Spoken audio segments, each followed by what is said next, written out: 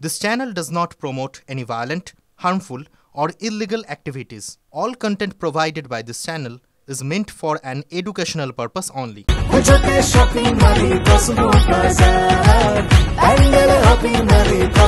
Cosmo বাজার পুজোর shopping two pandal hopping, সঙ্গে রয়েছে দারুণ আকর্ষণীয় উপহার। গতকাল চারু মার্কেট থানা থেকে মাত্র 280 মিটার দূরত্বে একটা জিমের ভেতরে ঢুকে দুষ্কৃতীরা গুলি চালায়। সেই গুলিকাণ্ডে এখনো দুষ্কৃতীদের কিন্তু পুলিশ পাকড়াও করতে পারেনি।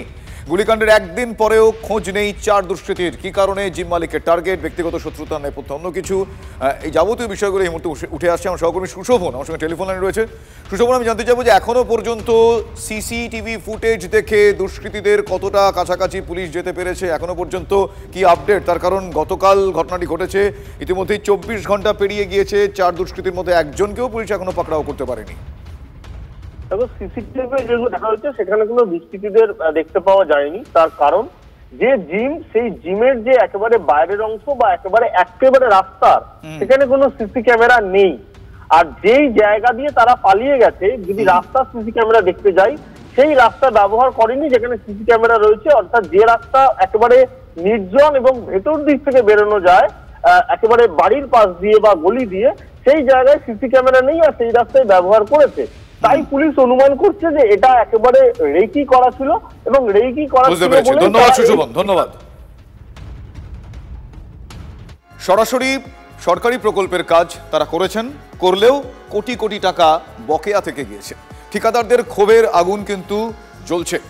আজ কি আবার কলকাতা পুরসভায় পড়তে চলেছে?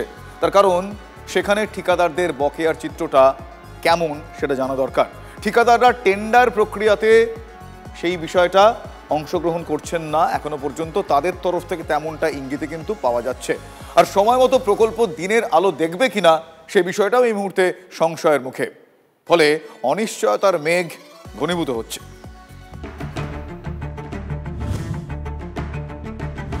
কলকাতা পুরসভায় হাঁড়ির হাল, আর্থিক দৈন্যতা দীর্ঘদিন ধরেই।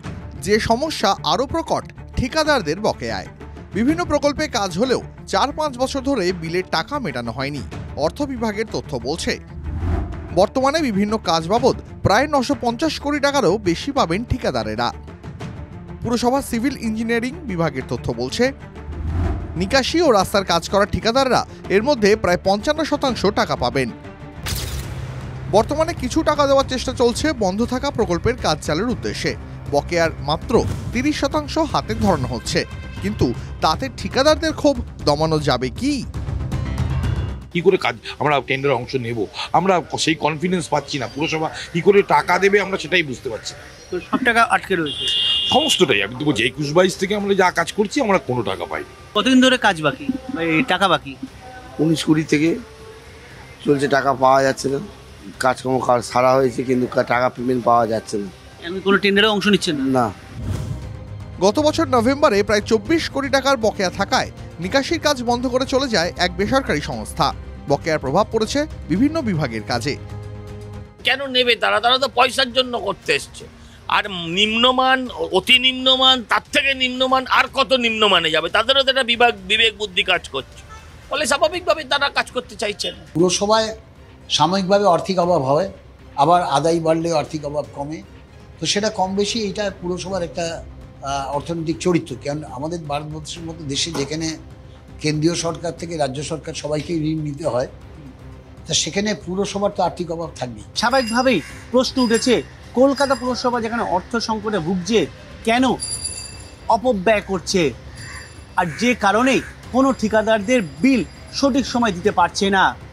কলকাতা পুরসভার একাধিক প্রকল্পের কাজ বন্ধ হয়ে গিয়েছে, এমনকি টেন্ডারে বহু ঠিকাদার অংশ নিচ্ছে না।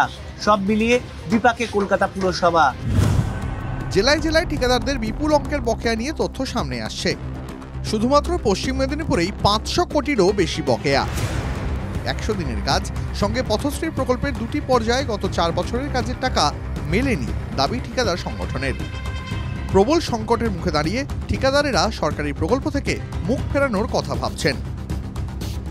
প্রথম স্টেজের আমরা এমনি টাকা পাচ্ছিলাম, পরবর্তী স্টেজগুলোর যে টাকা যে রয়েই গেল, অনেকের অসংখ্য কন্ট্রাক্টর আছে তার একটুও হয়, তার প্রসিজার মেনটেন হয়। কেউ বাড়ি বন্ধ করে কাজ করেছে, এইভাবে সবাই মোটামুটি ঋণে জর্জরিত। যারা কাজ করেছে তারা না টাকা পেয়ে আজকে বাধ্য হচ্ছে মৃত্যুর পথ বেছে নিতে। বারবার আন্দোলনের ফল নিষ্ফলা, আইনের রাস্তাতেই সুরাহার পথ খুঁজছেন ঠিকাদাররা। সায়ন্ত ভট্টাচার্য ও দেবব্রত সরকারের রিপোর্ট, TV9 বাংলা।